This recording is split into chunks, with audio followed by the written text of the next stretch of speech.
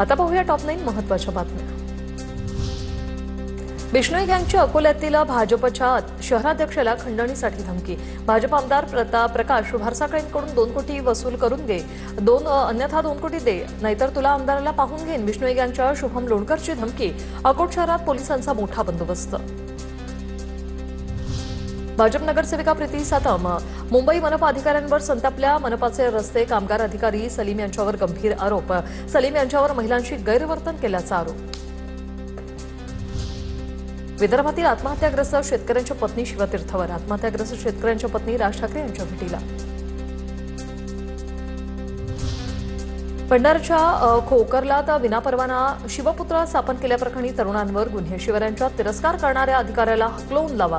शिवभक्तांवरील गुन्हे मागे न घेतल्यास तीव्र आंदोलन करू, आमदार नरेंद्र भोंडेकरांचा इशारा।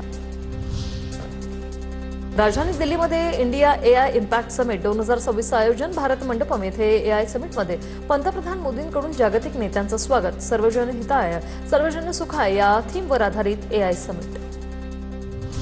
बहुचर्चित राजे शिवाजी हा सिनेमा 1 मे रोजी प्रदर्शित होणार। अभिनेता आणि चित्रपटाचे दिग्दर्शक रितेश देशमुख यांची घोषणा। शिवजयंतीच्या दिवशी ट्विट करत सिनेमाच्या तारखेची केली घोषणा। रितेश देशमुखांकडून पोस्टर रिलीज। होळी आणि शिमग्यासाठी मध्य रेल्वेकडून 186 विशेष गाड्या। कोकणासह नागपूर आणि उत्तर भारतासाठी गाड्या धावणार। 18 फेब्रुवारीपासून आरक्षण सुरू।